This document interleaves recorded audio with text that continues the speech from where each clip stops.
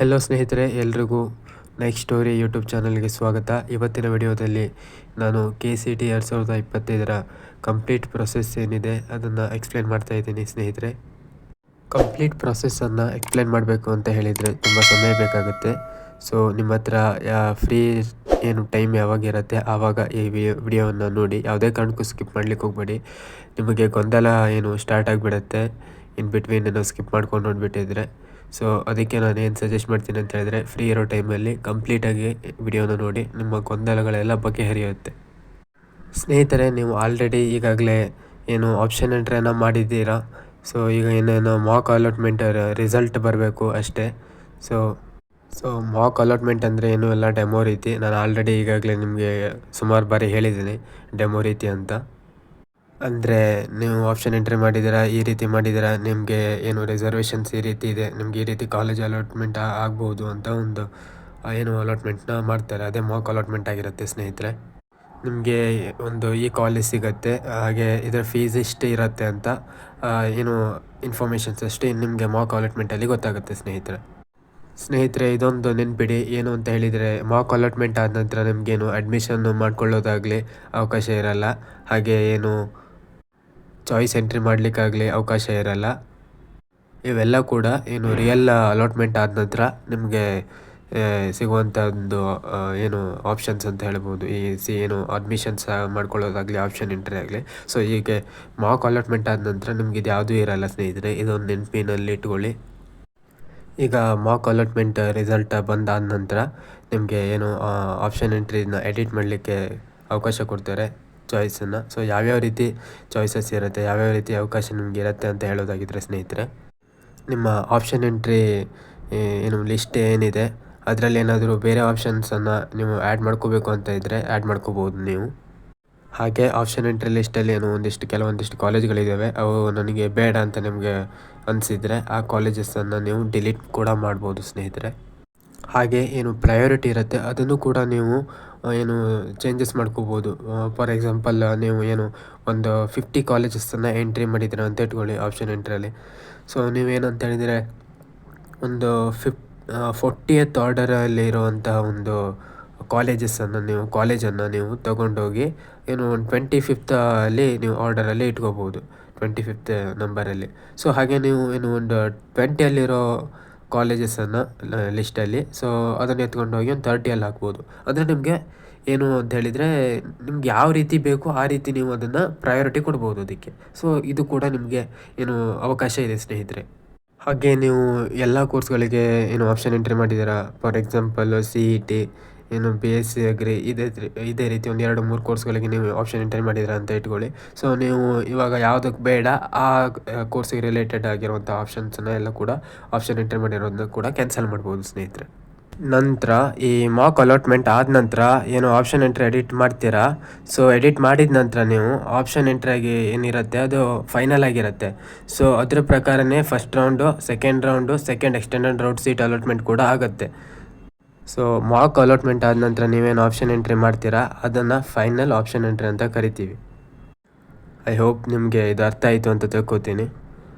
So option entry ಆದ ನಂತರ first round ಏನು ರಿಯಲ್ ಸೀಟ್ ಅಲಾಟ್ಮೆಂಟ್ ಆಗುತ್ತೆ. ಫೈನಲ್ ಆಪ್ಷನ್ ಎಂಟ್ರಿಗೆ ಏನು ಲಾಸ್ಟ್ ಡೇಟ್ ಟೈಮ್ ಅಂತ ಅನೌನ್ಸ್ ಮಾಡ್ತಾರೆ, ತಲೆ ಕೆಡಿಸ್ಕೊಬೇಡಿ. ಏನು ಆ ಟೈಮ್ಗೆ ಏನು ನಿಮ್ಮದು ಆಪ್ಷನ್ ಎಂಟ್ರಿ ಮಾಡುವಂಥ ಒಂದು ಇದು ಲಾಕ್ ಆಗುತ್ತೆ, ಅಷ್ಟರೊಳಗಡೆ ನೀವು ಮಾಡಬೇಕಾಗತ್ತೆ. ಓಕೆನಾ? ಏನು ಫೈನಲ್ ಆಪ್ಷನ್ ಎಂಟ್ರಿ ಆದ ನಂತರ ಒಂದು 2 to 3 ಡೇಸಲ್ಲಿ ನಿಮಗೆ ಏನು first round real seat allotment ಆಗುತ್ತೆ ಸ್ನೇಹಿತರೆ. So first round real seat ಅಲಾಟ್ಮೆಂಟಲ್ಲಿ ನಿಮಗೆ ಇಂತಹ ಕೋರ್ಸ್ ಅಲಾಟ್ ಆಗಿದೆ, ಹಾಗೆ ಇಂಜಿನಿಯರಿಂಗ್ ಆಗಿದ್ದರೆ ಇಂತಹ ಕಾಲೇಜು ಅಲಾಟ್ ಆಗಿದೆ, ಹಾಗೆ ಇಂತಹ ಬ್ರ್ಯಾಂಚ್ ಅಲಾಟ್ ಆಗಿದೆ, ನಿಮಗೆ ಇಂತಹ ಕ್ಯಾಟಗರಿ ಅಂಡರಲ್ಲಿ ನಿಮಗೆ ಆಗಿದೆ, ಫೀಸ್ ಎಷ್ಟಿದೆ ಅಂತ ನಿಮಗೆ ಫಸ್ಟ್ ರೌಂಡ್ ಸೀಟ್ ಅಲಾಟ್ಮೆಂಟಲ್ಲಿ ಗೊತ್ತಾಗುತ್ತೆ ಸ್ನೇಹಿತರೆ. ಇನ್ನೊಂದು ಮುಖ್ಯವಾದ ವಿಷಯ ಏನು ಅಂತ ಹೇಳಿದರೆ, ಈ ಸೀಟ್ ಅಲಾಟ್ಮೆಂಟ್ ಆಗುತ್ತಲ್ಲ, ಸೊ ಆಗಲೇ ಕೂಡ ಅಂದರೆ ಅದೇ ಸಮಯದಲ್ಲಿ ನಿಮಗೆ ಅದ್ರ ಕೆಳಗಡೆ ಏನು ಆಪ್ಷನ್ಸ್ ಕೊಟ್ಟಿರ್ತಾರೆ. ಏನು ಆಪ್ಷನ್ ಅಂತ ಹೇಳಿದರೆ ಅದೇ ಚಾಯ್ಸ್ ಅಂತ. ಸೊ ಚಾಯ್ಸ್ ಎಂಟ್ರಿ ನಿಮಗೆ 4 ಚಾಯ್ಸಸ್ ಕೊಟ್ಟಿರ್ತಾರೆ, ಚಾಯ್ಸ್ 1, ಚಾಯ್ಸ್ 2, ಚಾಯ್ಸ್ 3, ಚಾಯ್ಸ್ 4 ಅಂತ. ಸೊ ನೀವು ಚಾಯ್ಸ್ ಎಂಟ್ರಿ ಮಾಡಬೇಕಾಗುತ್ತೆ ಸ್ನೇಹಿತರೆ. ನಾನು ಈ ವಿಡಿಯೋದಲ್ಲಿ ಚಾಯ್ಸ್ 1, ಚಾಯ್ಸ್ 2, ಚಾಯ್ಸ್ 3 ಬಗ್ಗೆ ಇನ್ ಡೀಟೇಲಾಗಿ ಹೇಳಲಿಕ್ಕೆ ಹೋಗಲ್ಲ ಸ್ನೇಹಿತರೆ. ನನಗೆ ಗೊತ್ತಿದೆ ನಿಮ್ಗೆಲ್ರಿಗೂ ಗೊತ್ತಿರುತ್ತೆ ಅಂತ ಸುಮ್ಮನೆ ಅದನ್ನು ಹೇಳಿ ಸಮಯ ವ್ಯರ್ಥ ಮಾಡೋದು ಬೇಡ. ಅದೇ ರೀತಿ ಸೀಟ್ ಅಲಾಟ್ಮೆಂಟ್ ಆಗಿರುತ್ತಲ್ಲ, ಅಲ್ಲಿ ಫೀಸ್ ಇಂತಿಷ್ಟು ಅಂತ ಮೆನ್ಷನ್ ಮಾಡಿರ್ತಾರೆ ಸ್ನೇಹಿತರೆ. ಈಗ ಚಾಯ್ಸ್ 1 ಸೆಲೆಕ್ಟ್ ಮಾಡಿರುವಂತಹ ಸ್ಟೂಡೆಂಟ್ಸು ಫೀಸನ್ನು ಪೇ ಮಾಡಬೇಕು. ಅದು ಯಾವ ರೀತಿ ಇರುತ್ತೆ ಅಂತ ಹೇಳಿದರೆ ಸ್ನೇಹಿತರೆ, ಒಂದೇ ಸಲ ನೀವು ಅಷ್ಟು ಫೀಸನ್ನು ಪೇ ಮಾಡಬೇಕಾಗತ್ತೆ.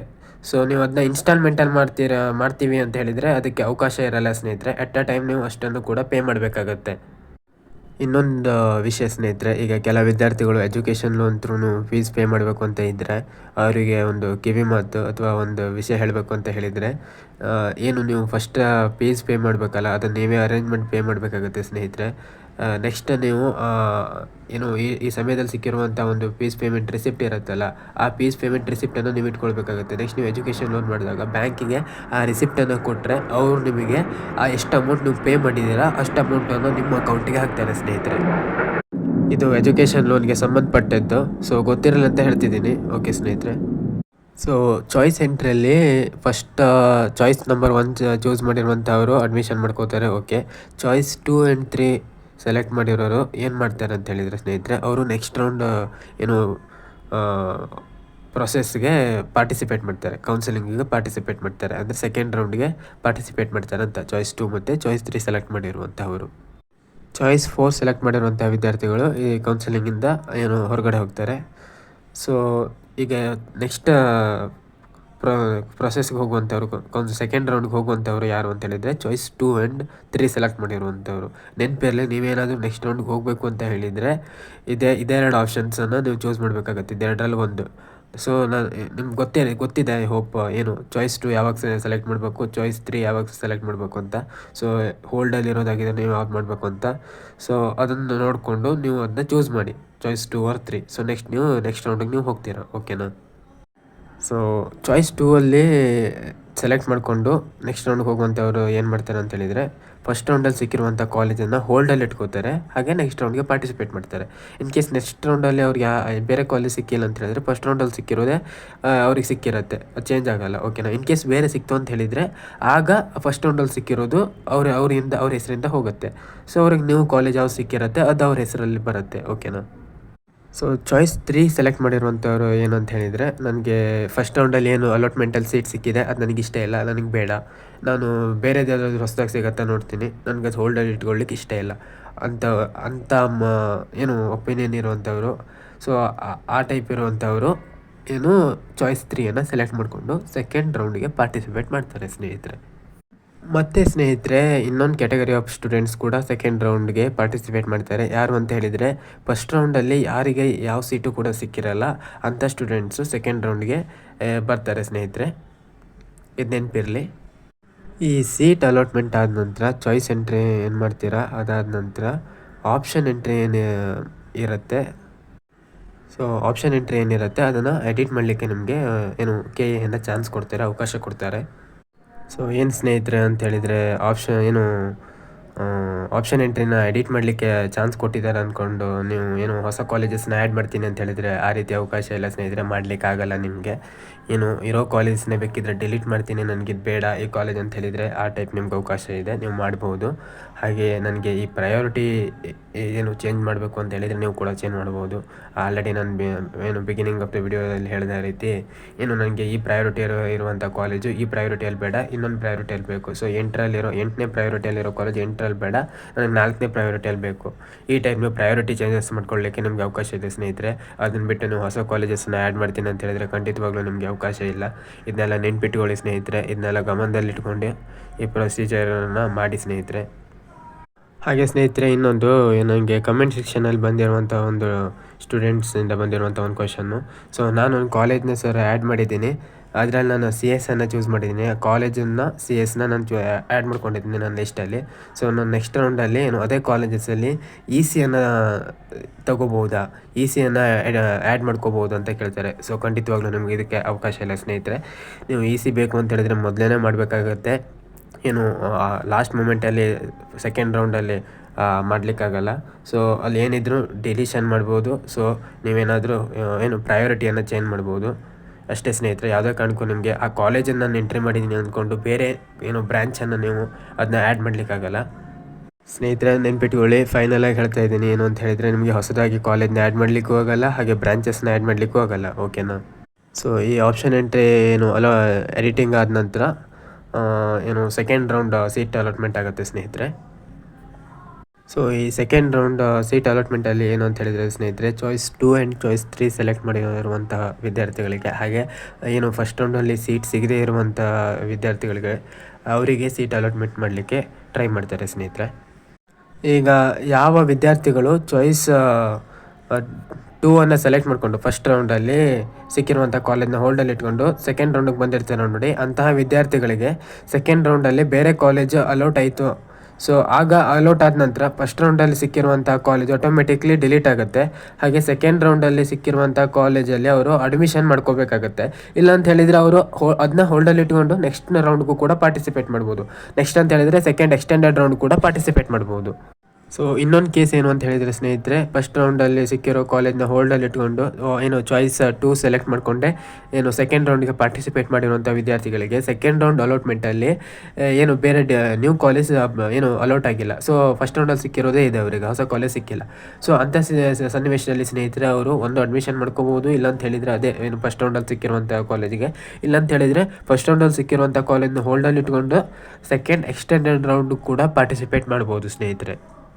ಸೊ ಈಗ ಫಸ್ಟ್ ರೌಂಡಲ್ಲಿ ಸೀಟ್ ಸಿಕ್ಕಿದ್ದು ಚಾಯ್ಸ್ 3 ಸೆಲೆಕ್ಟ್ ಮಾಡಿ ಡಿಲೀಟ್ ಮಾಡಿ ಆ ಕಾಲೇಜನ್ನು. ಸೊ ಸೆಕೆಂಡ್ ರೌಂಡಿಗೆ ಬಂದಿರ್ತಾರೆ. ಸೊ ಅವರಿಗೆ ಸೆಕೆಂಡ್ ರೌಂಡಲ್ಲಿ ಒಂದು ಕಾಲೇಜ್ ಅಲೌಟ್ ಆಯಿತು ಅಂತ ಇಟ್ಕೊಳ್ಳಿ ಸ್ನೇಹಿತರೆ. ಸೊ ಅವರಲ್ಲಿ ಅಡ್ಮಿಷನ್ ಮಾಡ್ಕೋಬೋದು. ಹಾಗೆ ಅವರೇನು ನಾನು ಸೆಕೆಂಡ್ ಎಕ್ಸ್ಟರ್ನಲ್ ರೌಂಡ್ಗೆ ಪಾರ್ಟಿಸಿಪೇಟ್ ಹೋಗ್ತೀನಿ ಅಂತ ಹೇಳಿದರು, ಅದು ಕೂಡ ಅವಕಾಶ ಇದೆ, ಹೋಗ್ಬೋದು ಸ್ನೇಹಿತರೆ ಅಂಥವರು. ಫಸ್ಟ್ ರೌಂಡಲ್ಲಿ ಸೀಟ್ ಸಿಕ್ಕಿದ್ದು ಚಾಯ್ಸ್ 3 ಸೆಲೆಕ್ಟ್ ಮಾಡಿ ಸೊ ಅವ್ರು ಸೆಕೆಂಡ್ ರೌಂಡಿಗೆ ಬರ್ತಾರೆ. ಬಟ್ ಅವರಿಗೆ ಸೆಕೆಂಡ್ ರೌಂಡಲ್ಲಿ ಬೇರೆ ಕಾಲೇಜೇ ಅಲೌಟ್ ಆಗೋಲ್ಲ.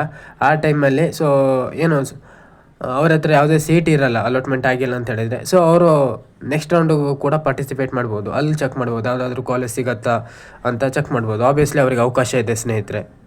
ಇನ್ನೊಂದು ವಿಷಯ ಸ್ನೇಹಿತರೆ, ಈಗ ಯಾವುದೇ ಒಂದು ವಿದ್ಯಾರ್ಥಿಗಳು ಚಾಯ್ಸ್ 3 ಸೆಲೆಕ್ಟ್ ಮಾಡ್ತೀರಾ ಅಂತ ಹೇಳಿದರೆ ಅದರ ಅರ್ಥ ಏನು, ನನಗೆ ಸಿಕ್ಕಿರುವಂಥ ಕಾಲೇಜ್ ಇಷ್ಟೇ ಇಲ್ಲ ಅಂತ. ಸೊ ಅದನ್ನ ಎಂಟ್ರಿ ಮಾಡಿರೋರು ನೀವೇ ಆಗಿರ್ತೀರ.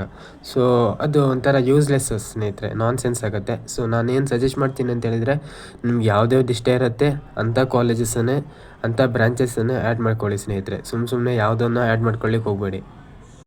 ಹಾಗೆ ಸ್ನೇಹಿತರೆ, ಸೆಕೆಂಡ್ ಎಕ್ಸ್ಟೆಂಡೆಡ್ ರೌಂಡಲ್ಲಿ ನಡೆಯುತ್ತೆ, ಒಂದು ಸೀಟ್ ಅಲಾಟ್ಮೆಂಟ್ ಆಗುತ್ತೆ. ಆ ಸೀಟ್ ಅಲಾಟ್ಮೆಂಟ್ ಆದ ನಂತರ ಪ್ರತಿಯೊಬ್ಬರಿಗೂ ಕಾಲೇಜ್ ಸಿಗುತ್ತೆ. ಸೊ ನಾನು ಅಲ್ಲಿ ಅಡ್ಮಿಷನ್ ಮಾಡ್ಕೊಳ್ಳೇಬೇಕು. ಆ ಟೈಮಲ್ಲಿ ನಿಮಗೆ ಯಾವ್ದು ಕಾಲೇಜ್ ಅಲಾಟ್ಮೆಂಟ್ ಆಗಿರುತ್ತೆ ಅದರಲ್ಲಿ ನೀವು ಹೋಗಿ ಅಡ್ಮಿಷನ್ ಮಾಡ್ಕೊಳ್ಳೇಬೇಕಾಗುತ್ತೆ. ಇನ್ ಕೇಸ್ ನಾನು ಮಾಡ್ಕೊಳ್ಳಲ್ಲ ಅಂತ ಹೇಳಿದರೆ ಸ್ನೇಹಿತರೆ, ಅದಕ್ಕೆ KAಯಿಂದ ನಿಮಗೆ ಫೈನ್ ಕಲೆಕ್ಟ್ ಮಾಡ್ತಾರೆ. ಸೊ ನೀವು ಏನು ಪೆನಾಲ್ಟಿ ಪೇ ಮಾಡಬೇಕಾಗುತ್ತೆ ಸ್ನೇಹಿತರೆ. ಅಷ್ಟೇ ಅಲ್ಲ ಸ್ನೇಹಿತರೆ, ಮುಂದಿನ ವರ್ಷ ಕೂಡ ನಿಮಗೆ ಕೌನ್ಸಿಲಿಂಗಲ್ಲಿ ಪಾರ್ಟಿಸಿಪೇಟ್ ಮಾಡಲಿಕ್ಕೆ ಅವಕಾಶವನ್ನು ಕೊಡಲ್ಲ, ಗಮನದಲ್ಲಿಟ್ಕೊಳ್ಳಿ ಸ್ನೇಹಿತರೆ. ನಾನು ಈ ವಿಡಿಯೋದಲ್ಲಿ first round, second extended round in ಡೀಟೇಲಾಗಿ ಹೇಳಿದ್ದೀನಿ ಸ್ನೇಹಿತರೆ. ಯಾವ ಟೈಪ್ ನೀವು ಮಾಡಬೇಕು, ಯಾವ ಟೈಪ್ ಪ್ರೊಸೀಜರ್ಸ್ ಇರುತ್ತೆ ಅಂತ ಸ್ನೇಹಿತರೆ. ಐ ಹೋಪ್ ನಿಮ್ಗೆ ಇದೆಲ್ಲ ಅರ್ಥ ಆಗಿದೆ ಅಂತ ತಿಳ್ಕೊತೀನಿ. ಏನಾದರೂ ಡೌಟ್ಸ್ ಇದ್ದರೆ ಕಮೆಂಟ್ ಬಾಕ್ಸಲ್ಲಿ ಹಾಕಿ ಸ್ನೇಹಿತರೆ. ಹಾಗೆ ಯಾವುದೇ ಕಾರಣಕ್ಕೂ ನಮ್ಮ ಚಾನಲನ್ನು ಸಬ್ಸ್ಕ್ರೈಬ್ ಮಾಡಲಿಕ್ಕೆ ಮರಿಬೇಡಿ.